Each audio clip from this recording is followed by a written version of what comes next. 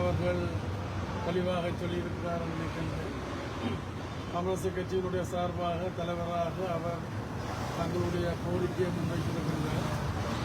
நாங்கள் இந்த கோரிக்கையை எங்களுடைய கட்சி மட்டத்தில் கலந்துரையாடி நாங்கள் அந்த முடிவை விரைவில் அறிவிப்பதாக சொல்லியிருக்கிறோம். உங்களுக்கு இப்போ 2 தரப்பு உங்களிடம் கோரிக்கையை முன்வைத்ததாக செய்திகள் கிடைத்தது. யாருக்கு ஆதரவு அளிக்கக்கூடிய வாய்ப்புகள் அதிகம் இருக்கு? அதாவது 2 தரப்பு முன்வைத்திருந்தாலும் ஒரு தரப்பு தமிழரசு கட்சி தான் நேரில் வந்து உத்தியோகபூர்வமாக கலந்துரையாடி இருக்கின்றார்கள். மற்ற தரப்பு சந்திப்பதற்கு கேட்டிருந்தார்கள். சந்திக்கலாம் என்று சொல்லியிருக்கின்றேன். இன்று நேற்றைக்கு சந்திக்கிறதுக்கான சூழல் இருந்தது. தவிர்க்க முடியாத காரணத்தால் தங்களால் வர முடியலை என்று சொல்லியிருந்துச்சினோம். இன்றைக்கும் பொன் சிவகுமாரன் அவர்களது அஞ்சலி நிகழ்வில் சந்தித்த பொழுது விரைவில் தான் சந்திக்க வர இருப்பதாக சொல்லியிருந்தார். நாங்கள் கொஞ்சம் நாள் இருக்கிறபடியினால் கோரிக்கைகளை நாங்கள் பரிசீலித்து நாங்கள் மக்கள் நலன் சார்ந்து முடிவெடுப்போம்.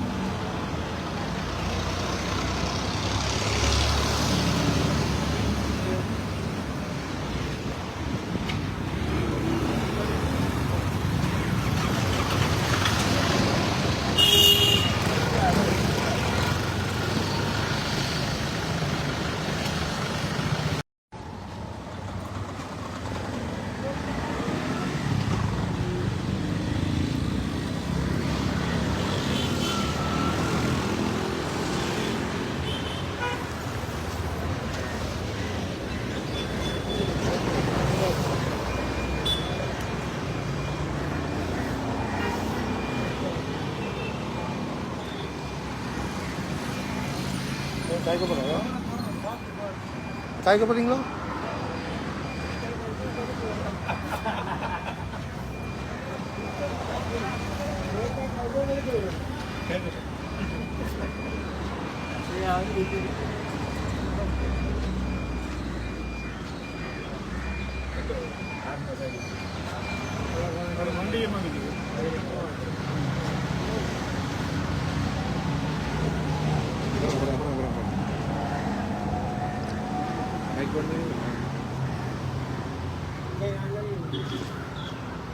வடகிழக்கு மாநிலத்தில் நாங்கள் தமிழரசு கட்சி போட்டியிட்டு வந்த பல உள்ளாட்சி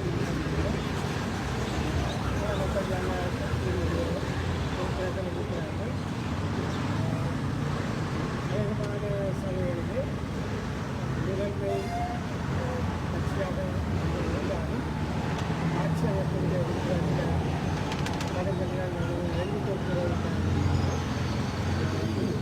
எல்லா இடங்களிலும் ஏற்கனவே அவர்கள் தலைவராக சொல்லியிருந்தாங்க.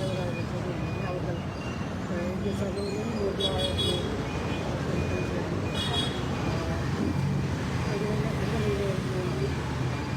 ஆதரவளிக்க வேண்டும் என்று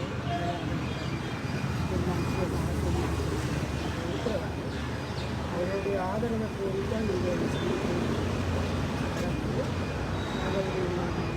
எளிதாக பேசியிருக்கிறோம், கலந்து பேசியிருக்கிறோம். அந்த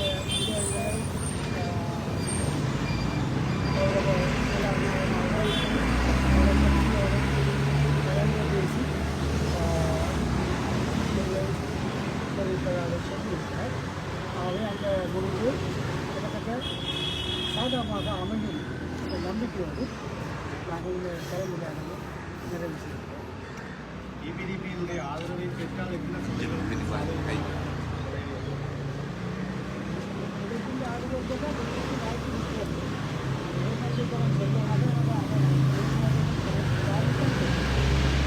கூடுமான முறையில் சப்போர்ட் பெரிய அநேகமான சபை உங்களுக்கு அநேகமான சபையில் நிர்வாக அமைப்பு வாய்ப்பு ஜனநாயக தமிழ் தேசிய கூட்டணி உங்களுக்கு ஆதரவு தரும் என்ற ஒரு எதிர்பார்ப்பு உங்களுக்கு இருந்தது.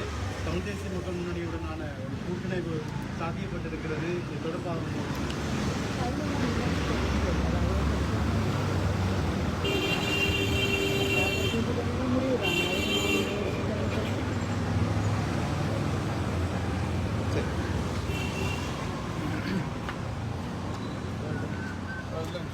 நினைக்கிறேன்